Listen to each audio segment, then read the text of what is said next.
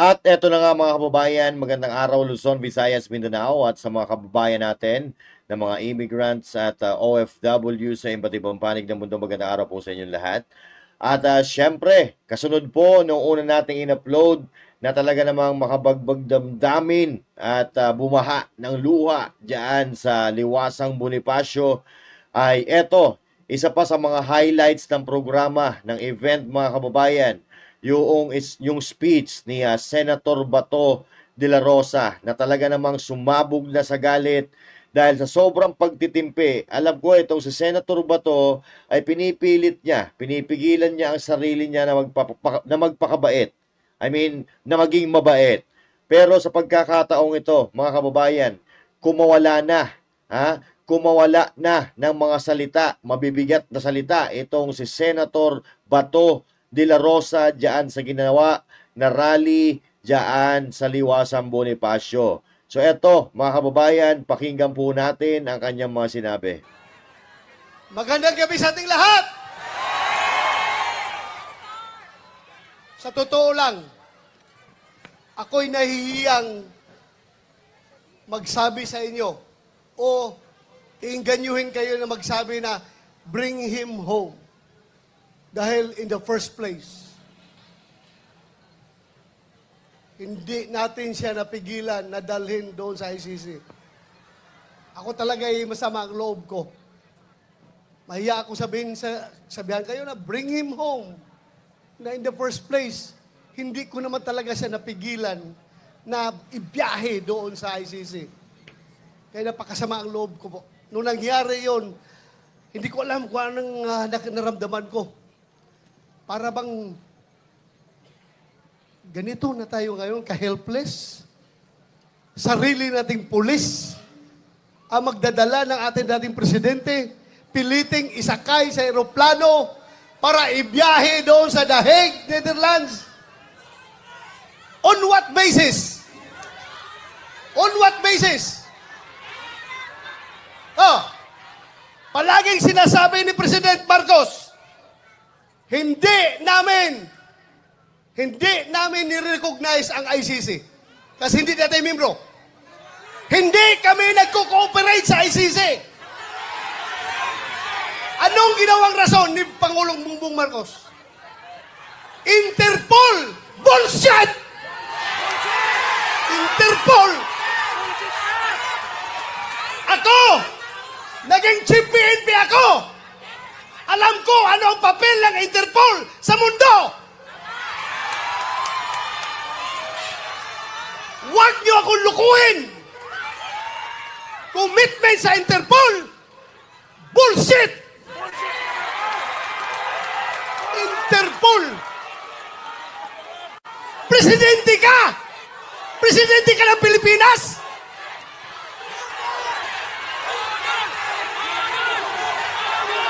Presidente ka ng Pilipinas!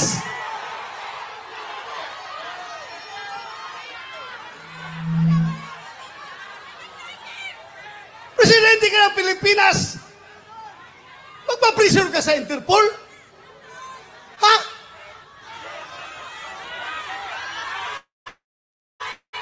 Pero lumalabas, mas gigil na gigil, mas atat na atat sila kaysa Interpol, kaysa ICC, atat na atat sila na ibiyahe si Pangulong Duterte. Bakit?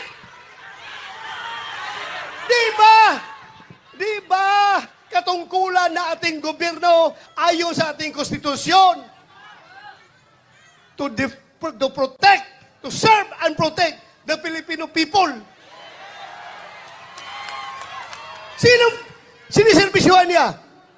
Yung mga dayuhan, hindi ang Filipino people. Kasi ang Filipino people, yun ang pinadala niya doon sa The Hague. Alam nyo, habang kinakarga sa aeroplano, nag-struggle sila doon.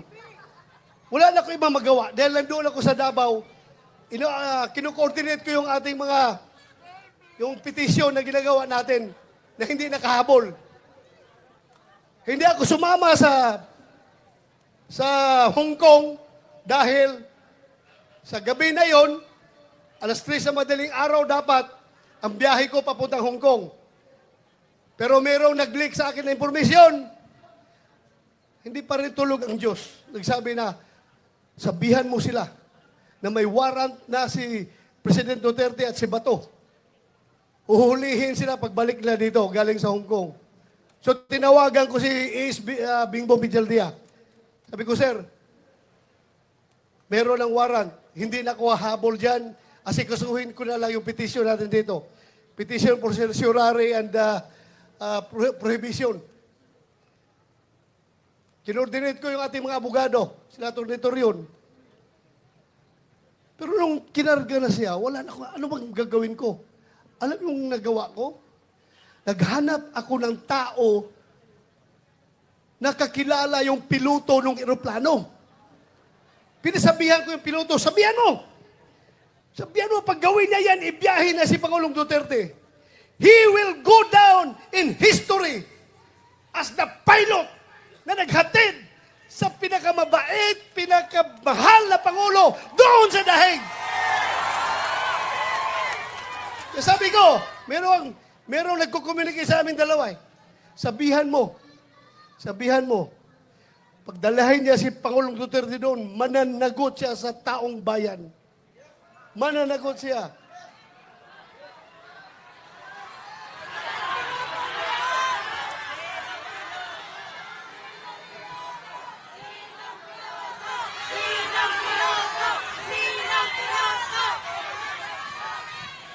Alam niyo, ang nakakasama ng loob ko.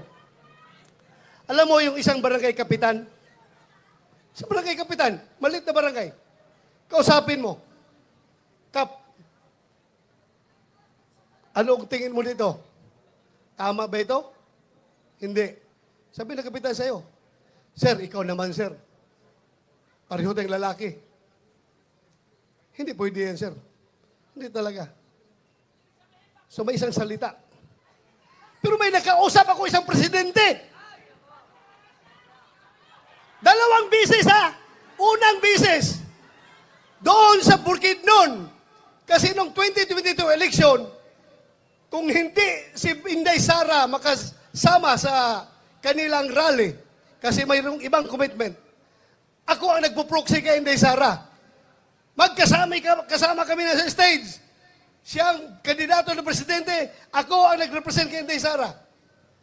Nag-uusap kami doon sa Bukidnon.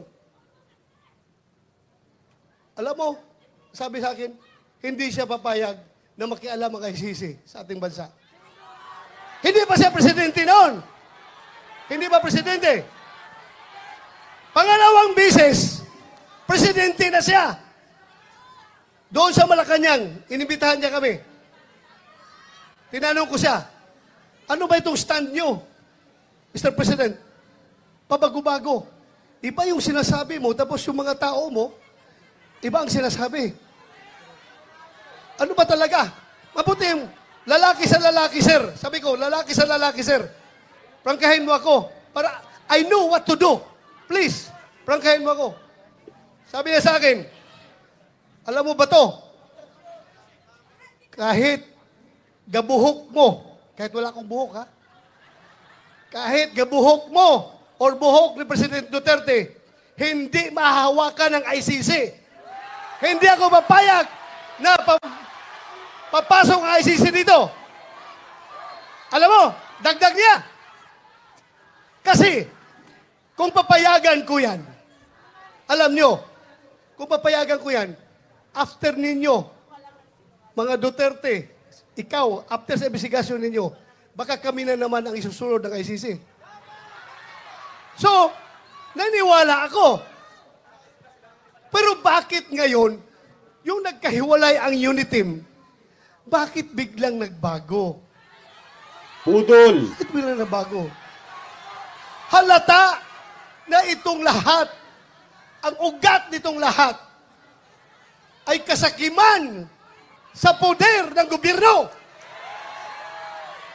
Ayaw nila na papalit si Vice President Inday Sara sa 2028 para maging presidente. Sinimulan nila yan sa People's Initiative. Doon nagsimula. Nagka-litsi-litsi ng Pilipinas. Ngayon, anong nangyari? Saan pupunta ang Pilipinas nito? Wala. We're very much divided. Mabuti sana kung ang division ay 50-50.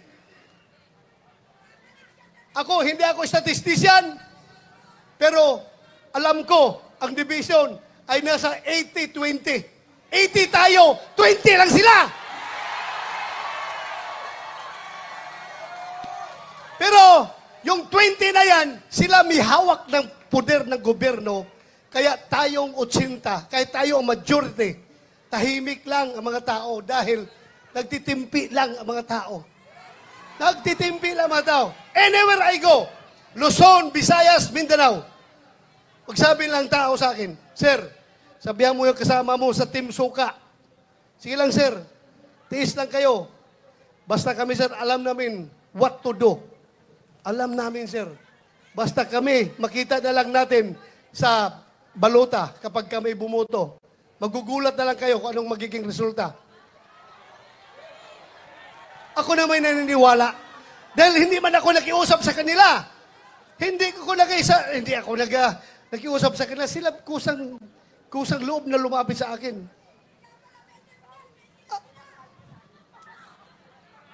Alam nyo, ang nakakasama pa, ha? Ako, kilala ko at nakasama ko si Pangulong Duterte almost 40 years. 39 years, more than 39 years, magpo 40 years na kami magkakilala. 1986, pag-graduate ko sa PMA, pagdating ko sa Davao, Vice Mayor pa siya noon. Kami, parehong lalaki. Puro action man. Pagdating sa gira doon sa NPA sa Davao Region, ako palagi ang nangunguna sa gira. Ako palagi ang nangunguna. Siya naman ay piskal pa noon. Naging Vice Mayor nung inappoint ni President Cory Aquino. Gusto niyang, pareho kami, parang talagang gusto ng adventure, gusto ng aksyon. Kaya every time meron ako enkwentro, pupunta siya doon, makibalita. O ano nangyari? Ay, ito sir, ito. So doon kami nag-start nagkakilala. Noong kinasal ako 1989, siya ang kinuha naming ninong. At from there on, doon na. Nagsimula ang aming samahan. Pero ako, ipagmayabang ko talaga sa inyo. Yung tao na yan. For 40 years, nakilala ko siya at nagkakasama kami. Ako bilang pulis at siya bilang mayor ng Davao City. Kahit isang utos na para sa pansarili, pang-personal at pang-politikal na utos, walang binigay sa akin yan si Pangulong Duterte. Ganon po siya. Katino na tao.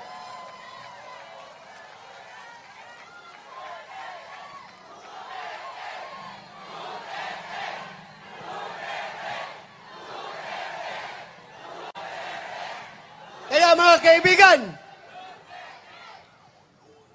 pagdating ng araw, ako ayaw ko sana kayo isama sa problema ko. Ayaw ko idamay kayo.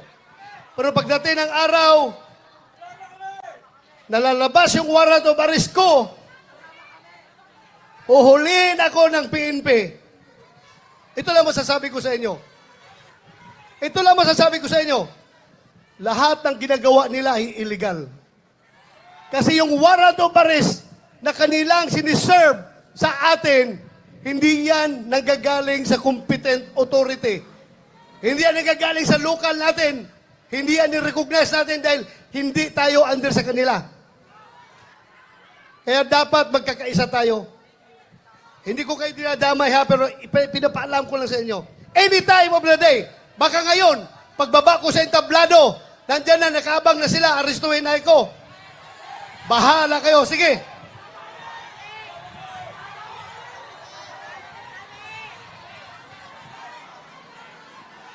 Kawawa ang Pilipinas. Ganito na lang ba tayo? Kawawa. Sana magising tayong lahat. Pero ako, don't get me wrong. Ako po'y nakikiusap sa inyo. na kahit kayo'y galit na galit na, kahit kayo'y nanggigigilan ng gusto dyan, dahil sa inustisya na ginagawa nila, ako pa rin na nakikiusap sa inyo. I am appealing for your sobriety. Sana kalma lang tayo. Huwag tayo gumawa ng dahas.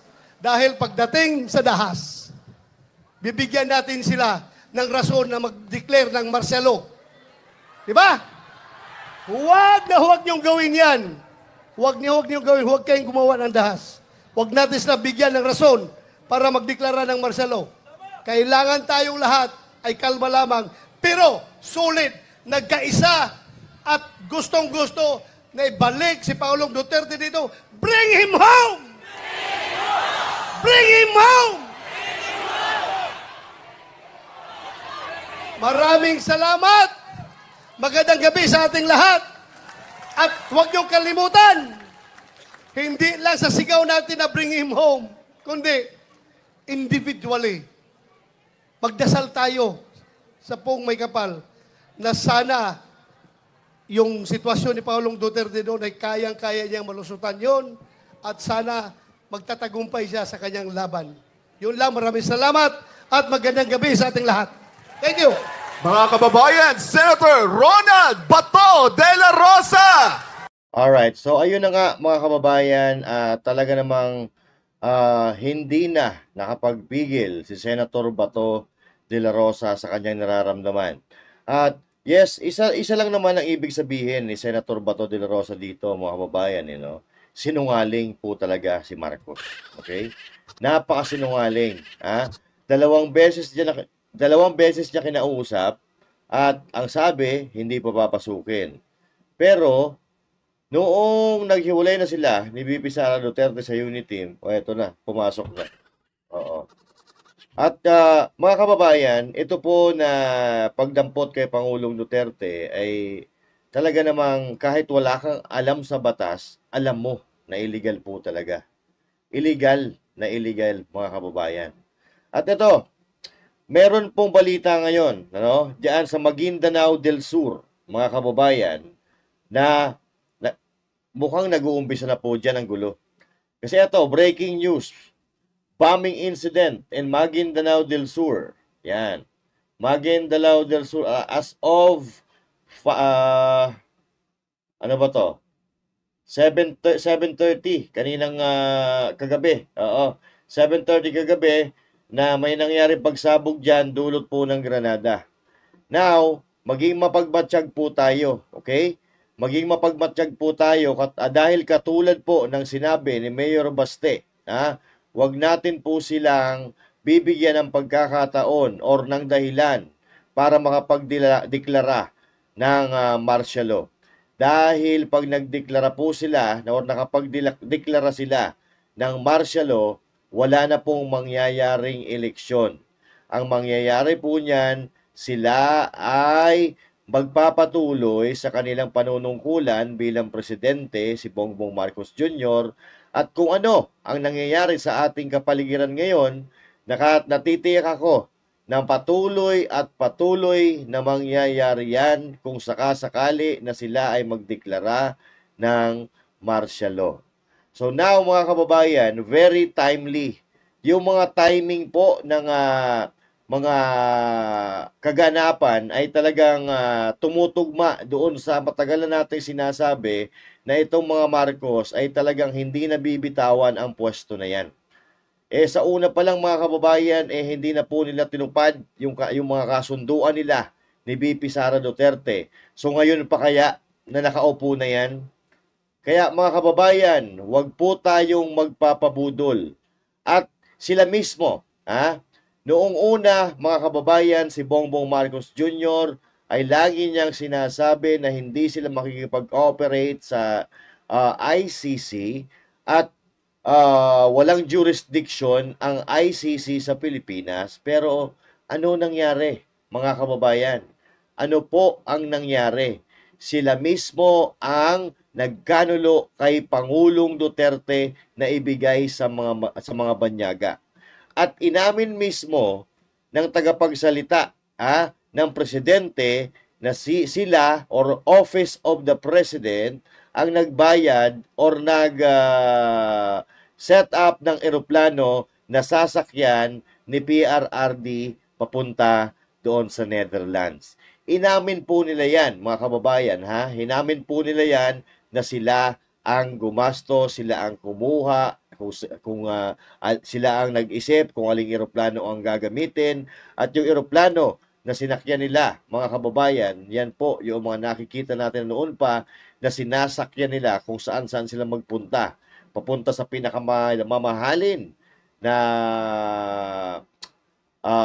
resort dyan sa Thailand, papunta doon sa F1 at kung saan-saan pa. Yan po na RPC 5219, yan po yung lagi nating nakikita sa balita, mga kababayan.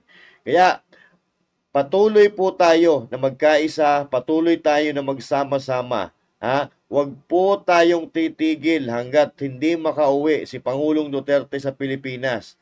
Dahil ngayon, mga kababayan, maharahil ngayon ay malakas pa siya, pero pag patuloy siya na hindi makainom ng gamot na nire-reseta sa kanya or yung gamot na iniinom niya araw-araw, delikado po si PRRD doon. Kaya patuloy po tayong manalangin, paulanin natin ang social media ng bring PRRD back home. Okay?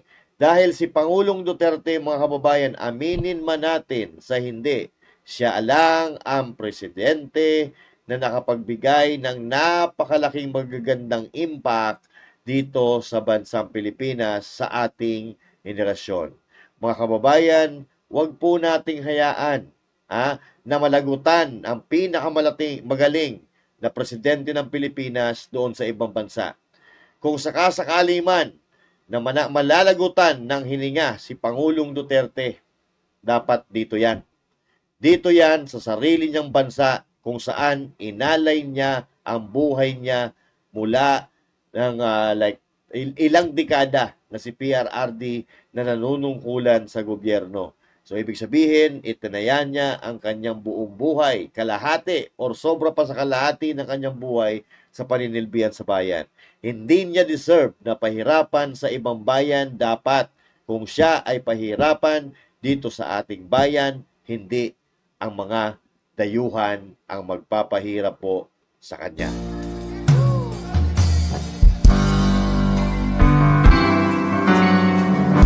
Pilipinas, Duterte pa rin.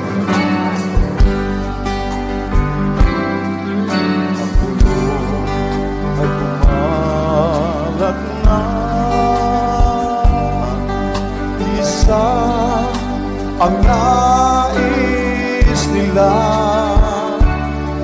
isigaw ang nadarama. Pilipinas, muling magsama-sama.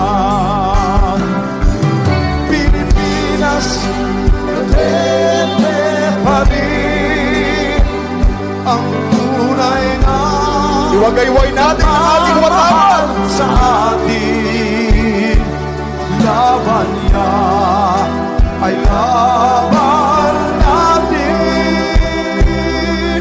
Pilipinas, Duterte pa rin.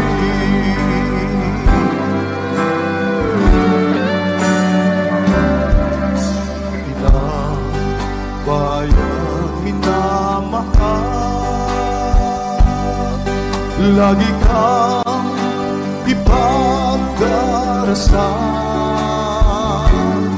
na muli kitang makita. Pilipinas, bangon may pag-asa pa. Pilipinas, Duterte pa rin ang tunay na nagmamahal sa atin.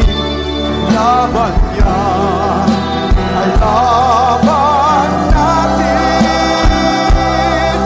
Pilipinas, Duterte pa rin.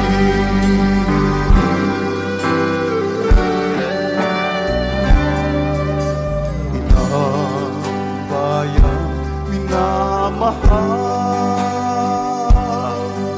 Lagi kang ipagdarasal na muli kitang makita. Pilipinas, bangon may pag-asa pa.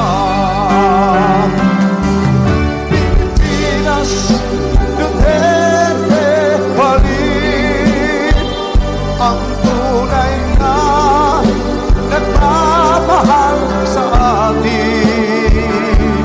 Laban niya ay laban natin. Pilipinas, Duterte pa rin.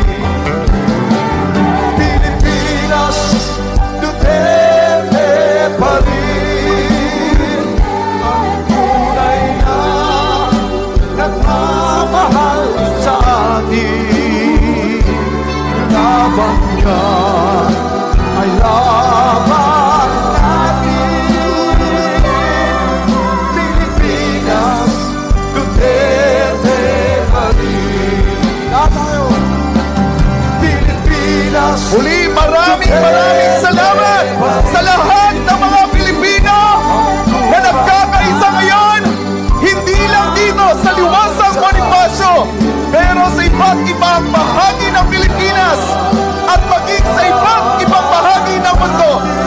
Muli po natin idalangin na muling makakabalik si Tatay Digong, ang ating pinakamamahal na dating Pangulo Rodrigo Roa Duterte. Ang tunay na nagmamahal sa atin. Laban niya ay laban natin. Pilipinas, Duterte pa rin. Oh, Pilipinas, Duterte pa rin. Ang tunay na nagmamahal sa atin. Laban niya, laban natin. Pilipinas, Duterte. Minsan ba? Oh! Pilipinas, Duterte pa rin. Ang tunay na nagmamahal sa atin. Laban niya, laban natin. Pilipinas, Duterte pa rin. Minsan pa, lahat tayo. Pilipinas, Pilipinas,